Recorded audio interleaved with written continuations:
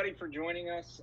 Again, my name is Josh Levine. I am, I think, write, talk, and teach about company culture, and actually have a long history with the San Francisco Bay Area design community. I've been on the board of the AIGA and hosted many events. And so this panel is really kind of an intersection of two of my most favorite topics, culture and creativity, which is why I thought this would be really relevant. And so today we're going to hear from a panel of experts. We're going to start our conversation because we all agree that 45 minutes, 60 minutes is not nearly enough to cover this topic at all. But what I think is amazing because is really going to be that we're going to start this conversation. This is just something we're going to start with. It's going to be awesome. So just as far as what's going to happen is we will go around real quickly, do introductions, have a conversation for about 40 minutes, and then we're going to entertain some questions. At the end, we'll save about 10 or 15 minutes for questions. I'll be monitoring those. You can ask a question in the Ask a Question box right there at the bottom. And also, do not forget, donate to Interact Project. We've got a hot link there. That is a wonderful organization that actually supports underrepresented communities to support them in learning more about design and design skills. So getting people into the design community sooner than later. And with that, let's start with Peter. You want to quickly introduce yourself, and then you'll pass it off maybe to one of our panelists. Sure. Hi, everybody. I'm Peter Merholtz. Among other things, I'm the co-author of a book called Org Design for Design Orgs. I used to help run a consultancy called Adaptive Path.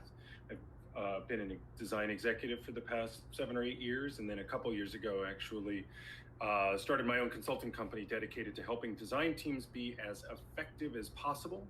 And I want you to appreciate how both Josh and I are doing close-ups so that you can't tell whether or not at least I'm bald.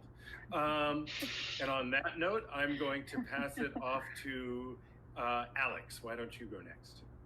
Hey everyone, thanks Peter. I'm Alex, and I currently lead design for the services portfolio team at VMware Pivotal Labs, a global product development consultancy. And I also founded our community of practice of over 130 global designers. And with that, and I'm zooming in from Seattle. With that, I will pass it off to Audie. Thank you, Alex and Peter. I'm Audie Wise, and I'm calling in from the Mission in San Francisco. And I really enjoy being able to say I'm a design operations program manager. But for a long time before our industry had that delightful term and that concept, I still did the same work. And I called myself a studio manager in the agency world, and a program manager, a project manager in the tech world. But I've always done design operations, and I consider that eliminating hurdles so designers can get their jobs done and creating a positive space for creative work, whether that's physical space surrounding you or emotional. And so I'm really excited to be here today and talk about all things culture with you. Awesome. Very good. Well, thanks everybody. I'm really looking forward to this. I wanted to start by just setting a sort of a benchmark level setting around what is culture. So I wrote a book called Great Mondays, How to Design a Company Culture Employees Love. And in that book, I describe culture as the cause and effect of every decision that we make. And the follow-on question is, what kind of culture do we want? And I think in this conversation, what we really want to focus on is thinking about the cultures of creativity, how to actually invent and orchestrate and create amazing products, services, whatever the output might be. So how do we actually foster that? How do we get an organization to be shaped in the right way? How do we help teams actually be organized in a way to really get the best creativity? And then finally, how to get individuals, what do individuals need? So I thought we could start at the team level. And I know, Peter, you've thought a lot about teaming, and so maybe you can start with kind of what are some basic best practice. Let's just start with like the knowns. Like, what should a team do in order to make sure they're set on the right course? When it comes to teams, I'll say just one thing in terms of what it means for a team to create a culture that supports creativity. And the one thing I'll say is psychological safety. This is a concept initially popularized by a researcher named Amy Edmondson. She's written a book on teaming, and became a focus of some work that Google did when Google tried to figure out what were the qualities that made their teams most successful. And far and away, more important than the skill levels of the team members or anything else, psychological safety proved to be the single most important quality. And by psychological safety, that's basically creating an environment, creating a space where everybody on the team feels comfortable being themselves and contributing whatever they've got without fear that they will somehow be reprimanded or ridiculed or ostracized or otherwise kind of made to feel bad about their contribution. When you create a space for with psychological safety, that enables people to create, because creativity is making a lot of bad stuff before you get to the good. And so you want to make it okay to, and in fact, even celebrate the making of bad stuff, so that when the good stuff comes, you're ready for it. So I'll leave it at that. Perfect, excellent. Adi, from your perspective, you talked a lot about how you, in your past roles, have brought teams together through a couple different kinds of events. Can you talk a little bit about maybe not just what those events are, but why you decided to get into those? Yeah, absolutely. So after working in the agency world, I went in-house at Twitter and supported a design team that grew from 20 to over 100 people. And as you can imagine, in any similar company, it's constant change. And so what it seemed like that design team needed most was stability, at least as much stability as possible, and a sense of team and a sense of home and belonging. And we had very supportive leadership that were big proponents of whatever time we needed to dedicate to team building and to creative inspiration. So I tried to create that sense of stability and belonging through recurring, regular events that people could look forward to that got us out of the office. Also consistent team rituals that allowed us to gather in the office, and then putting processes in place that that the team could count on for how to get things done within the office. Can I ask you a little bit more about why you felt like it was important to get people out of the office? I mean, we could have a regular designer's lunch, right? I mean, that might create some relationships. Yeah, absolutely. We were always trying to continue learning and continue exploring, and to acknowledge that our designers came from a multitude of backgrounds with interests, but we all had a common link, which was design acumen. And so I took a liberal approach to what design means and what we might be interested in around San Francisco, but we would get out there and go on a walking tour of the architectural history of San Francisco, or we didn't only visit museums, because that's kind of an isolating activity, but we might get a docent-led tour and then discuss what we saw, or do a hands-on ceramics class, or even cooking classes became popular. But really, it was just a chance to have a combination of structured time and unstructured time. I think that combo is really important. And make things with our hands, learn things that have to do with design. And so really they were always intentionally not related to work, not related to UX, not related to what we did together every day. I'll toss this out for anybody, and maybe Alex, you can get some airtime here if you have a good answer. But to me, if I were someone in a less enlightened organization, how would I make that case that I need to go to that my design team needs to go to a cooking class? I mean, I think that there's a inherent tension if you're a designer within an organization that is not inherently a design organization. Yeah, I think that's a opportunity and a challenge that a lot of designers face today. I think, Peter, you and your work and many others have talked about levels of design maturity in organizations, and I think in less enlightened organizations, there's an interesting phenomenon that I like to call hands-on keyboard, and it's inherited from the engineering world, and I've seen this a lot in consulting orgs where productivity is seen as literally your hands on a keyboard. And I think that as creatives and as designers, there's a lot to be said around creating assets in your community by doing a lot of the things that Adi said, and by creating connection and space for free thinking.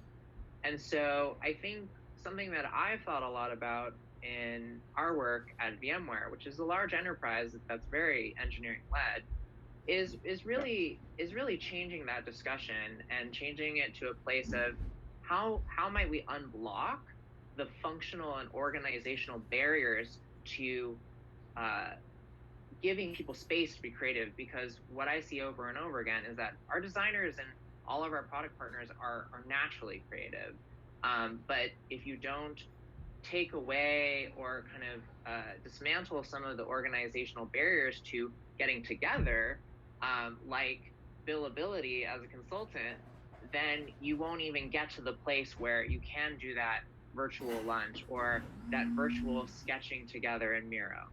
Right, exactly. Maybe I feel like I missed an early point here, which is like, I want to zoom out for a second. Like, when we're thinking about an engineering-led organization, like when they're, how do they define creative? Like, what's the value? And Alex, I feel like you had this unique opportunity because you're part of an organization that got acquired, right? So it's like, why acquire designers? Like, why even hire designers? What are they hoping to get out of it, right? How do they perceive that? I mean, I know what's valuable about it. We know what's valuable about it, but like, let's have some empathy. What are they hoping to get? Yeah.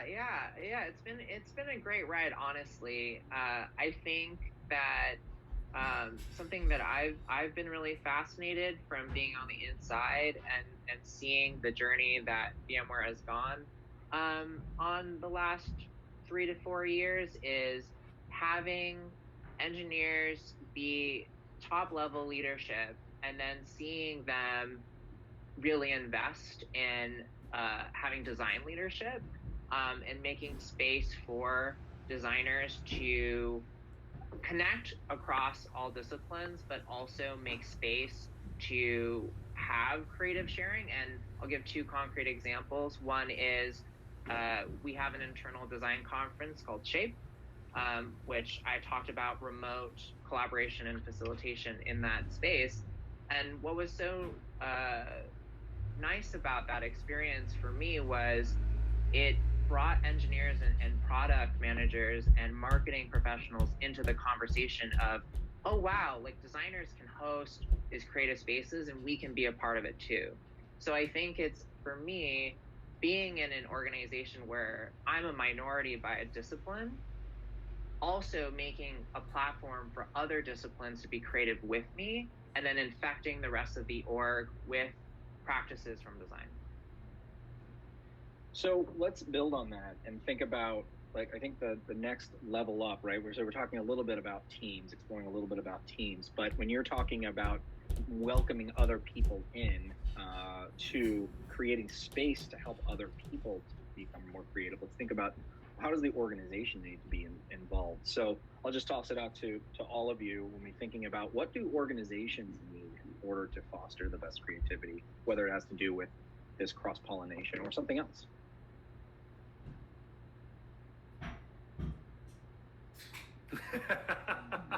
We're all just going to look at each other.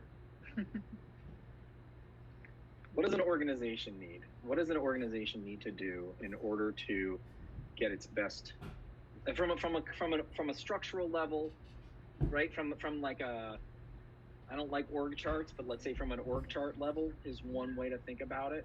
How do you design an organization in order to facilitate this, right? One of the things that we talked about. That seems directed at me. I think it's directed at you. One of the things that came up in our discussion was this concept of there's a design org, and then there's the design team, and then there's other people, and then sometimes there's one person with the other people in the engineering team, and then they need to come back. So I'm just like, I want to kind of explore the structure. What does a company look like that's optimally designed for creativity? Well, so optimal is one thing. That's a high bar. Sorry, yeah. It's a high bar, right? So, an organization that is structured for creativity is one where senior leadership understands the value of creativity. It is nearly, and this is, I don't say this to be deflating, but I fear it might be deflating for some people. It's let me say, it's really difficult to spur creativity simply from the bottom up, right? You get some of the issues that I think Alex was referring to in terms of people who don't understand or appreciate creativity and think productivity is time at keyboard. When you're trying to engage in these creative acts, will push back or just not understand why you're stepping away from the keyboard. And in order to make space for that, it requires having leadership that understands the value of creativity and encourages that throughout their organizations. I'll say one thing in this regard, from an organizational standpoint. Teams that have effective design organizations, and I'll use that as a proxy for creativity. Teams with effective design organizations, the senior most designer, that head of design, is no more than 2 levels from the CEO, right? So you might have a VP of design reporting to an SVP of product who reports to the CEO, something like that. And that is a sign of an environment that is doing pretty well at supporting design and creativity. If your organization, if the most senior design leader is 3 or more levels below the CEO, that means that you have an organization that is not providing the space, not creating the room to really support that kind of creativity.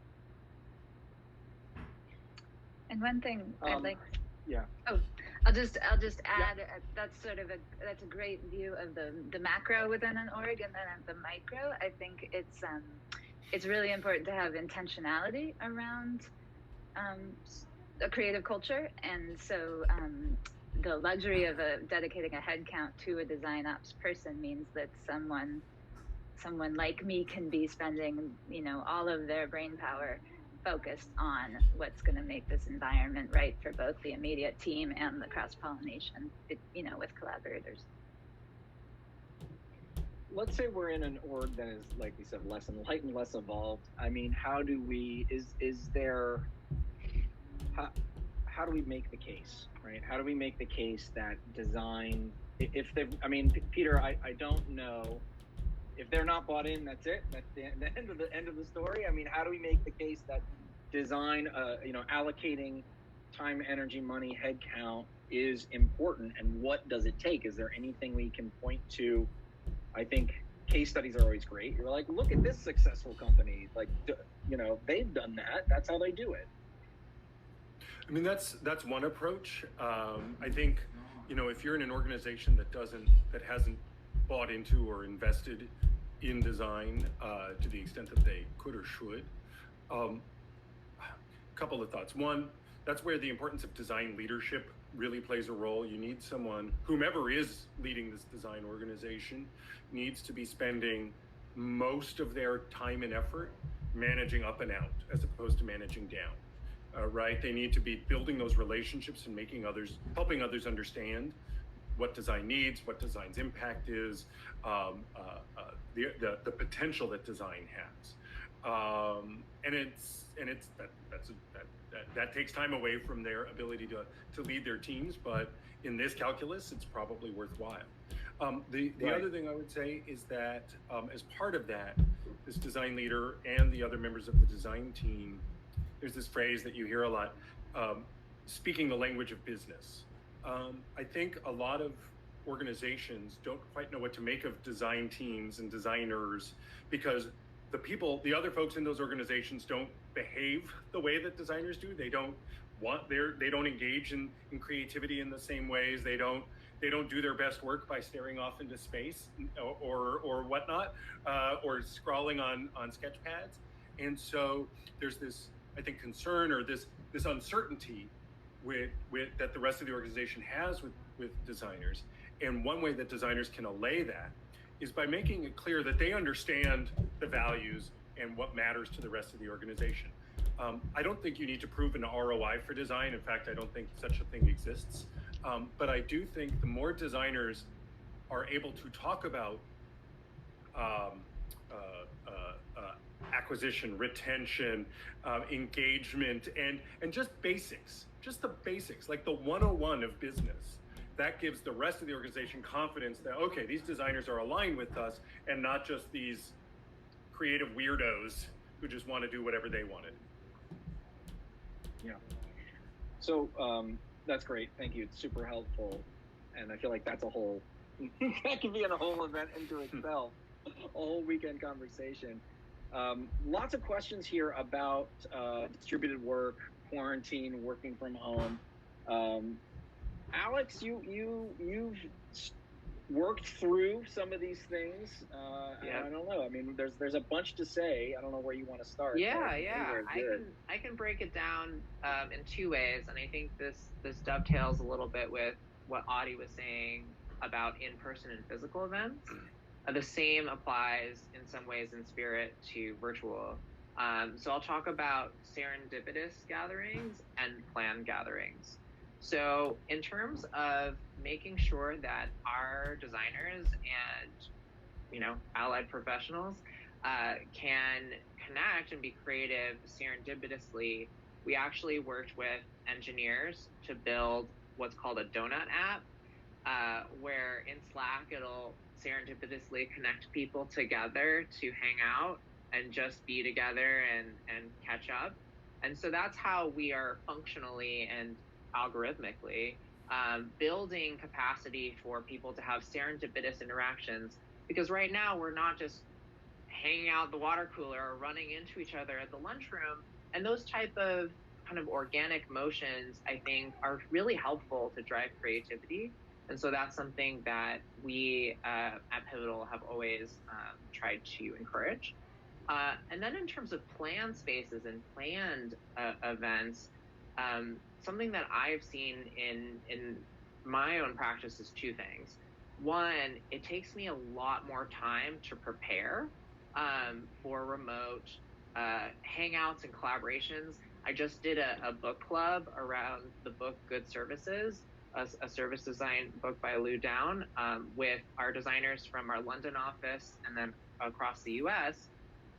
And I took a lot of time to build this Miro board, which for those of you who don't know is a digital whiteboard, and did sketches and made kind of a play space for our designers online to introduce each other and hang out in a very casual feeling space as opposed to a very business feeling space. And so I think there's a lot you can do to kind of create a sense of humanity and emotional, fun, playful spaces online. But it takes a lot of heads up work, because, I don't have the benefit of someone like Audie, building up that space for me in person, right, anymore. And so I need to take on that technical and also emotional labor to build that up ahead of time. And then I think also another thing, I'm trying to be very mindful in those planned spaces to accommodate all types of people's situations during quarantine. I think that, we have a lot of parents who are designers at VMware Pivotal Labs, who are juggling a lot of things while they're in our spaces hanging out. And obviously our Black community is really hurting right now. And so I think just being really kind and flexible as people are coming in late or dipping in and out of our creative spaces that we're creating, that type of tonality and, as Audie said, intentionality is really helpful to create and build upon what Peter talked about with psychological safety, but people's actual real total human safety as well. Audie, so I feel like this is probably not a surprise to you, given all the attention and effort that you put into physical gatherings. Is there something that you've learned that we can translate to these remote gatherings? Because you did a lot, so you know. I feel like what's worked as far as preparation and what kind of ways to get together. Yeah, I think that I applaud Alex on the effort that you put into creating. You put in extra effort to make something feel even more laid back and inclusive. And right. And so I think I really commend everyone who's thinking outside the box and trying to evolve very quickly in this time to increase opportunities to connect. I think you want to distill those previous in-person activities down to the core service that they were providing, which is both a combination of structured and unstructured ways to learn and connect, to share a common experience. And if you can introduce, like, even with virtual events, you can introduce rituals, you can introduce novelty and humor, you can introduce, you can put something on someone's calendar that they're looking forward to. Those were all elements of the field trips we used to take in the luxurious days, What can you define ritual? You've used it twice. I have my definition. What are you, when you say ritual? Tell me a little bit more about what that means. That can be anything from a recurring gathering, whether it's a small team, all hands, or a stand-up that goes beyond just talking about the work you're getting done. We also introduced anniversary recognition rituals and ways to celebrate people who went above and beyond on a quarterly basis. So really, it's just anything that, in my opinion, one extra strength of a ritual is if it's unique to your team, or maybe not unique is too strong a word, but if it's something that just increases your team identity, and then the effort is put in to make it happen on a regular basis. Yeah, excellent. I'm a big believer in rituals. I have an entire chapter in my book, Great Mondays, about rituals. And so if you want to learn more, I would encourage you to head over to Amazon. So we've talked, I think maybe we've touched on this a bit. But I feel like we need to dive in a little bit further as far as what the individual needs. And one of the things when we were prepping for this session, and one of the things I know from being a designer, is kind of this refueling. I feel like that's what we started to talk about at the beginning, Adi. And so maybe there we can talk a little bit about, we need to creatives need to absorb in order to create. What else? And this goes to anybody, Peter or Alex as well. What else does an individual creative need that an organization can provide?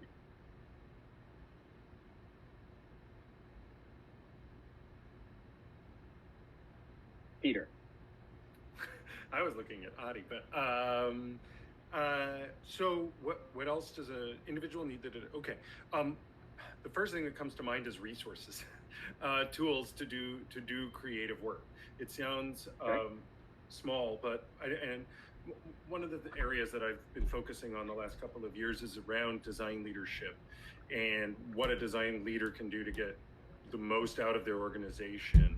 And in my experience as a design leader, what I saw in terms of helping my team deliver the most is simply making sure they have the tools to do good work, right? So Alex earlier mentioned Miro, there's also Mural.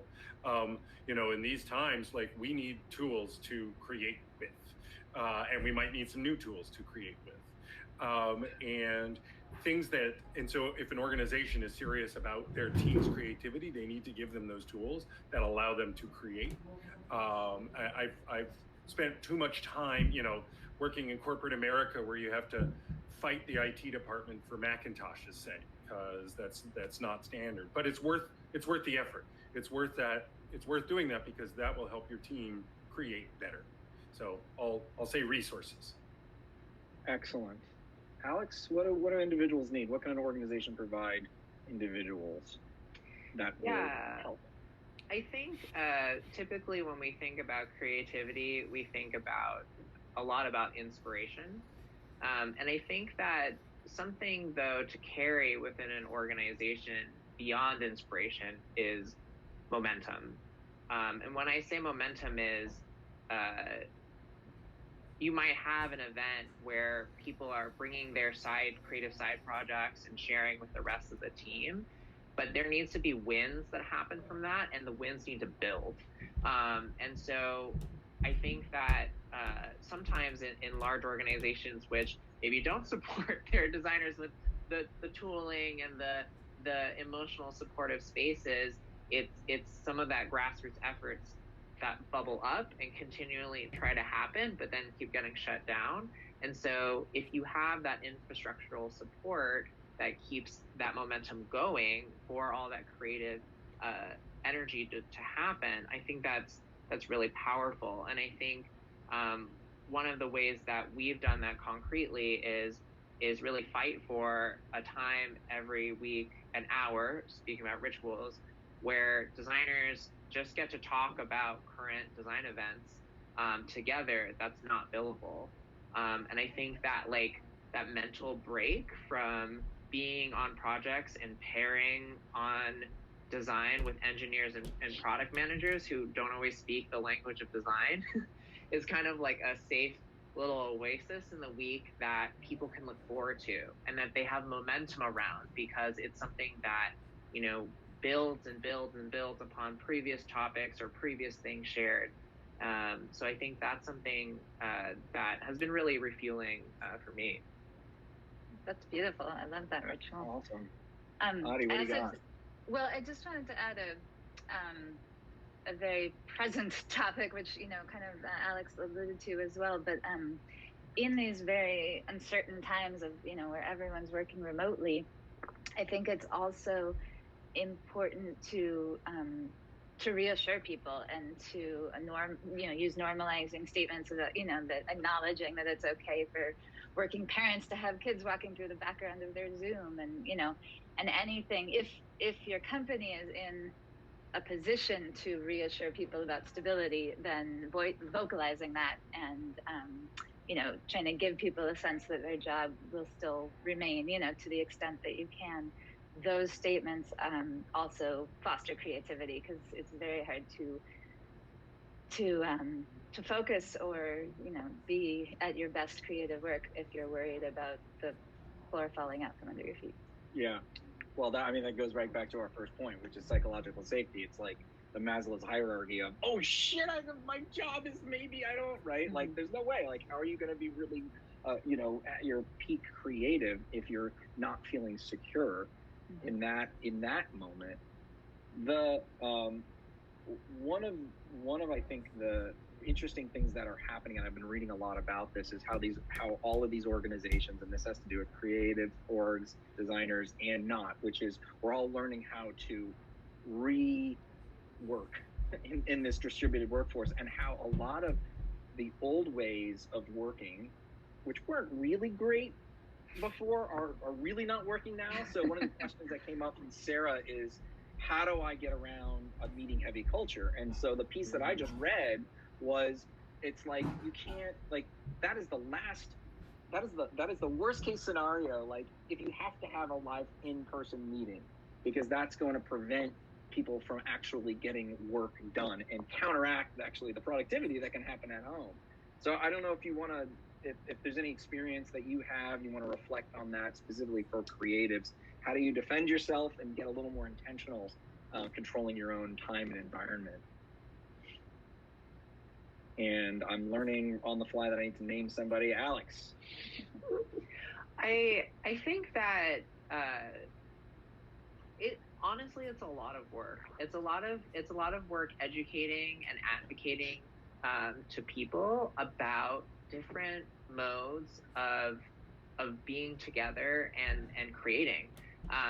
Like in Pivotal, we oftentimes do pairing and pair design, and that replaces the conventional meeting whereby we're in the office sitting next to each other with our big monitors, and we're taking turns being more of a diverger or converger on a specific topic or a specific product, right? And now virtually, we're able to almost completely replicate that in remote life. But that's not something that's always available or something that is thought of as a norm to other disciplines or to people that we're consulting with, like our clients. So that's something we often bring. Now, pairing is very taxing and energy intensive. So I think other types of places where you're doing an activity in a Miro board, for example, where you've taken on a lot of the work to prep it and make it a pretty seamless experience by doing really good onboarding of your participants. That's something that, to me, oftentimes doesn't feel like a meeting because, dare I say, it could be fun and can be in an environment that doesn't just feel like you scrolling through a terrible PowerPoint.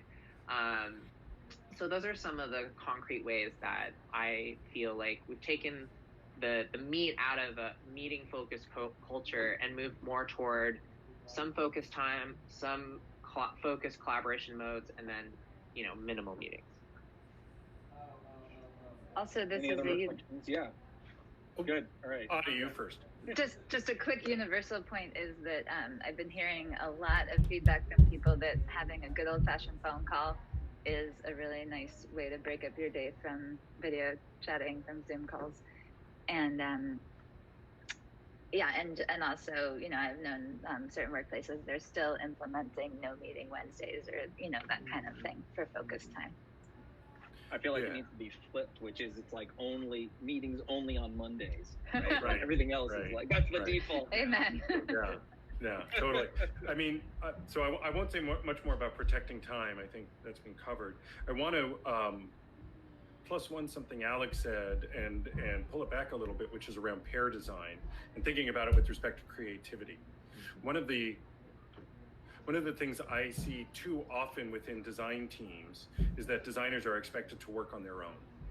And as designers, they'll be working with product people and engineers, say in product orgs, or in marketing, they'll be working with the marketing manager, but they'll be a sole designer. And if you want heightened creativity, you need to have your designers working with other designers, and you need to make the space for that to happen. Designers working on their own will not be as creative as designers working with others. There's a thing that happens as they're bouncing ideas back and forth and generating that material.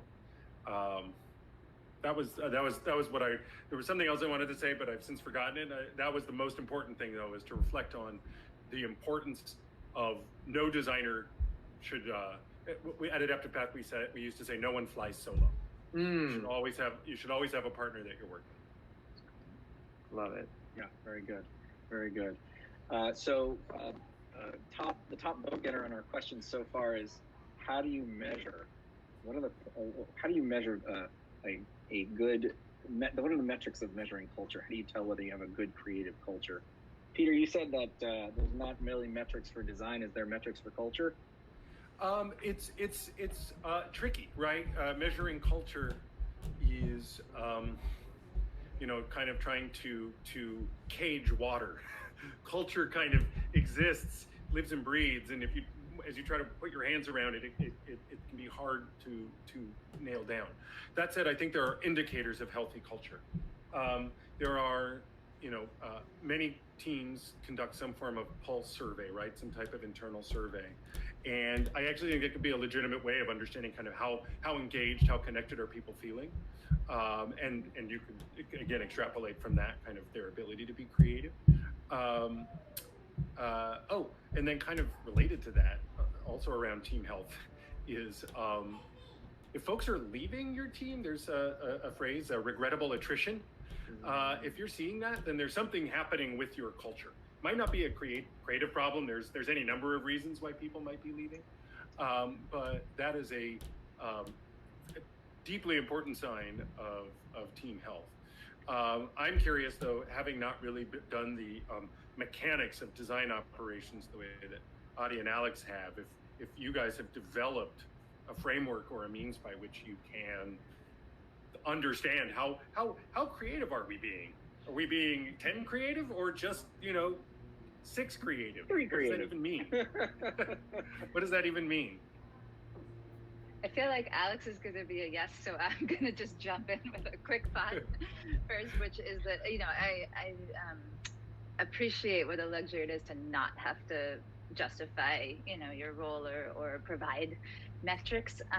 But I agree wholeheartedly about trying to keep regrettable attrition as low as possible. And you can't control all the variables, but to the extent that it's within your power as a design leader, that's important. And honestly, as an event planner, I also looked at repeat customers, like when people take the time to step away from their keyboards and come to an optional team event. And I learned good lessons about, not being unconsciously biased about people for whom that created more stress, or for working parents or that kind of thing. So it's really important to design your events to be inclusive in all senses of that term. Including introverts, and that not everyone responds to the same stimulus or feels comfortable in the same settings. But once you, assuming you are presenting opportunities that people are comfortable attending, repeat attendance, is a good sign.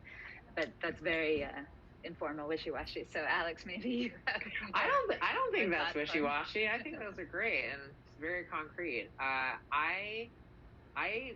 I find it hard and maybe an anti-goal to try to measure culture on a Likert scale.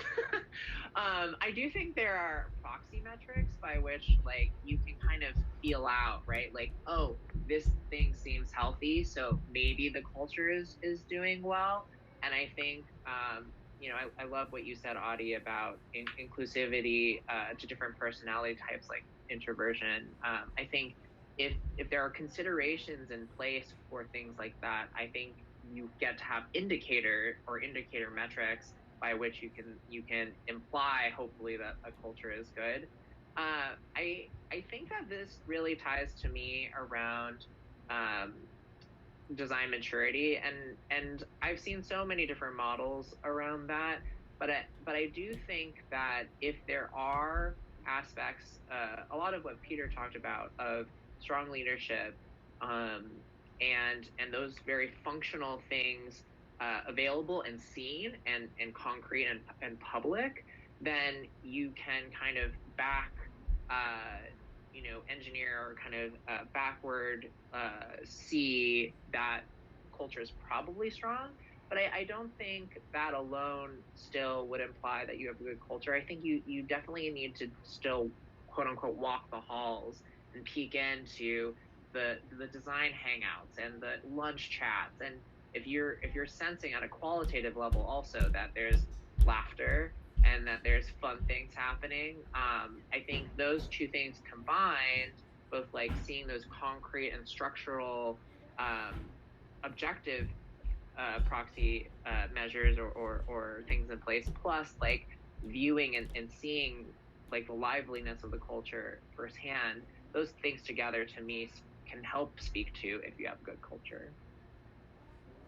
Awesome, thank you. I actually, my strong opinion about measuring culture. So let's go back to why we're talking about culture.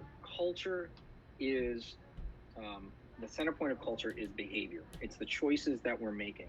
And so what I would encourage people to do if they're looking for ways to evaluate the improvement of their culture is think about what changes or what actions are happening, what choices people are making that are either good or not so good, and what would you have instead of.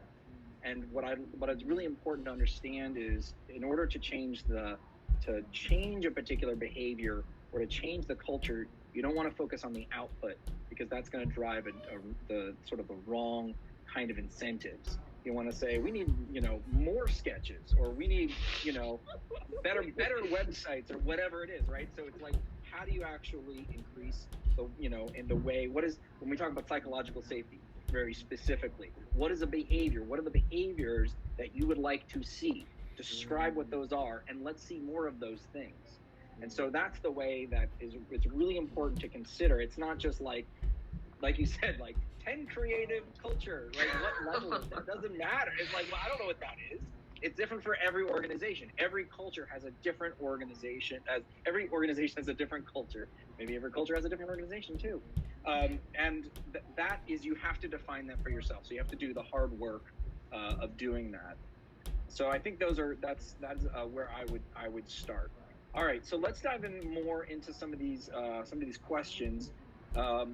How can maybe we can knock this one out quickly? How can non-managers help facilitate a culture of psychological safety? Let's say, and I think this implies hey, look, I'm only in control of me and like my peers. What can one do?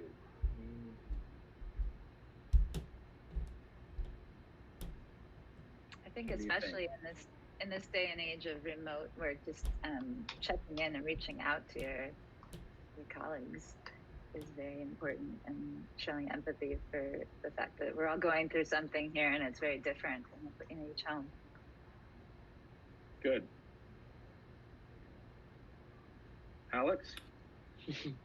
I think slightly related to what Adi was saying, I think there's really great ways that you as a peer to your fellow designers can amplify and shine a light on the voices of other designers, especially those who are having a hard time right now in the Black community or in any other community that is experiencing a lot of challenge.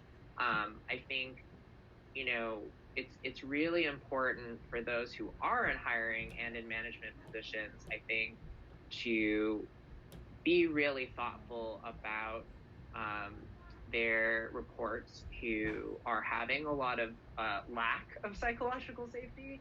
And I think for those who are not managers, like making sure those voices are heard, making sure those voices are advocated for, is a really great way to, at the bottom of the pyramid of safety and kind of Maslow's hierarchy, making sure that those voices don't get washed away and not regarded. Great, excellent. There's another question here, which I think would lead to kind of my last Uber category, which is how does a smaller company with less resources, how does one or two designers promote, enable creativity under pressure? And then my lead into that is the category is about connecting with others in communities beyond your organization. Alex, you want to, or Peter, go ahead. Yeah, no, my first thought on that is when you're smaller, you're under pressure, you don't have as much time, kind of to use Adi's word, you have to be more intentional. And make sure that when you make space for these creative acts, that you're getting the most out of that time. I would encourage, one book that I will reference is called Game Storming, which is a book of creative activities that you can do in usually small groups. They're like, it's a recipe or playbook, right? It's very clear on how you can use these different games. They're usually sketching games or sticky note games or whatever to achieve certain outcomes, anywhere from 10 minutes to an hour. And you can also, there's a website, gamestorming.com, I believe, that has many of them there. And so to show up prepared, to engage in these practices intentionally, kind of related to that, I would say, is to develop your facilitation skills, especially when there's only one or two of you. One of the things that's going to be most important is getting the creativity out of or from people who aren't designers. You're going to want to engage your product people, your engineers, your marketers, your other peers. They all have something to share. They all have their own creativity, but they're often not asked to. And so it might be a little latent or a little dormant. And but they're going to be thrilled. They'll both be wary and thrilled at the opportunity to engage. And so using these types of activities to engage their creativity, but making it clear that, like, this isn't creativity for creativity's sake. We're not just sketching and then leaving. Like, setting it up so that at the outset you understand the goal, you understand the impact, the outcome you're striving for, and then really structuring that time together. But steal a half an hour here or an hour there, start demonstrating the value of it, and then one hopes that will build some momentum for those types of activities. Yeah, I love that. I agree. Alex, do you want to add on? I know you've got a few. Yeah, I think Peter was spot on. When I was on a different team and consulting for a large logistics company, I was the only designer out of, let's say, 100 in the product org. And to Peter's point, I didn't want to have that situation. So in my mind, I wanted to recruit everyone who was a Scrum Master or an engineer into my creative space and adopted them as new designers. And I actually had a ritual called design coffee every day after stand-up for 10 minutes that I latched onto the stand-up and said, hey, now you're just going to swivel from stand-up to this whiteboard, and we're going to do this quick journey map about the process that Jenny has been working on. Because I found that the most powerful way for creatives, in my experience, my personal lived experience, to have influence and ultimately power into an org where they're the disciplinary minority, is to be ferociously curious about the mundane work that in your mind as a designer, that others are doing, and to bring your skills and perspectives to them and be a support to them. You might feel like you're this downtrodden minority, but other people are having challenges themselves. And I actually think when you kind of reverse that psychology and see, oh, like I can actually amplify this person, this Scrum Master's ability to do better with design, like, or I can help like reach out to them in a really powerful way using my skills, like you start to influence outward so much more powerfully. So I think Peter put it beautifully as a way to really make change. Amazing. Well, we are coming very quickly to the end of our session. I want to thank Peter, Adi, and Alex for participating and starting this conversation on cultures of creativity. Clearly, we need more of it. I think what I'm taking away from this, there's so many interesting things. What I'm really taking away is that importance of stepping forward as a designer, and that everyone can be a design leader. So actually stepping into and helping other people, even if it's not technically part of your role, you need to, everything from what Peter was saying is actually managing up. Alex was saying with pairing. Adi, you were talking about connecting with those leaders and others. So I think everybody needs to step in and to really improve that. So thank you so much to everyone. Last quick whip around. One quick thing that you heard that you learned today, Peter, from our talk. Two words of great.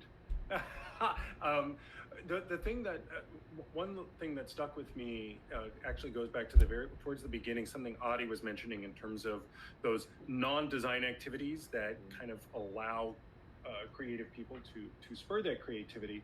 And I think it also relates to the paired designing, which is making sure not only are we making sure that we're exposing ourselves to broad skill sets and people with broad backgrounds, and that we're building our teams to reflect the diversity that we seek, that we are trying to serve. And too often I see design organizations where everybody that is brought on kind of looks like everybody else who is already there, and instead, I think it makes sense that we have the Interact project here as a focus of donation, really recognizing that variety of backgrounds and experiences. It's not something that we have to go out into the world to find. Like, we can bring them into our teams. We can bring those people into our teams, and our teams will be more creative because of that. Adi, one thing that you learned from our conversation?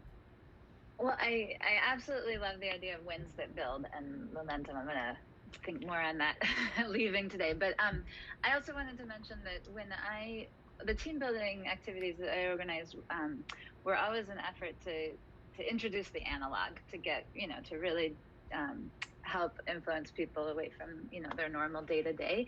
So a question for everyone listening is, how do you create that sense of analog creativity virtually when you can only hang out with your colleagues, in a virtual world? But it sounds, Alex gave a great example of putting in a lot of prep work so that you could kind of have a good old-fashioned analog session.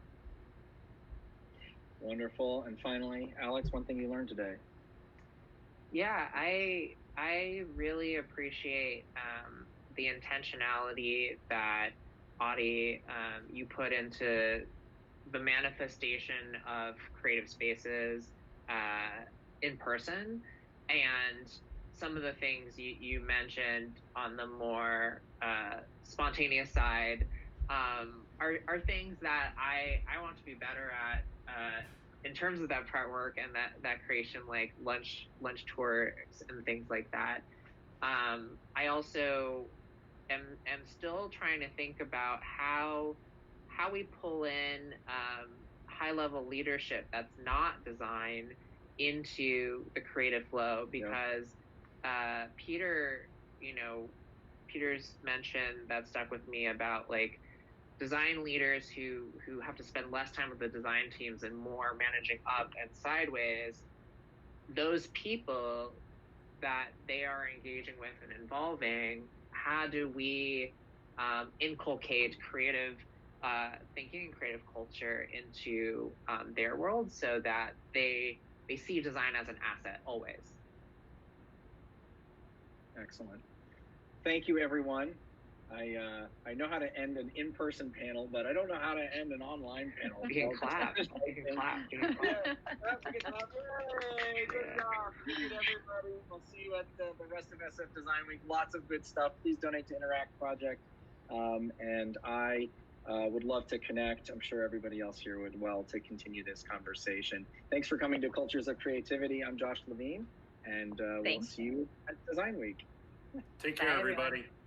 Bye, everyone.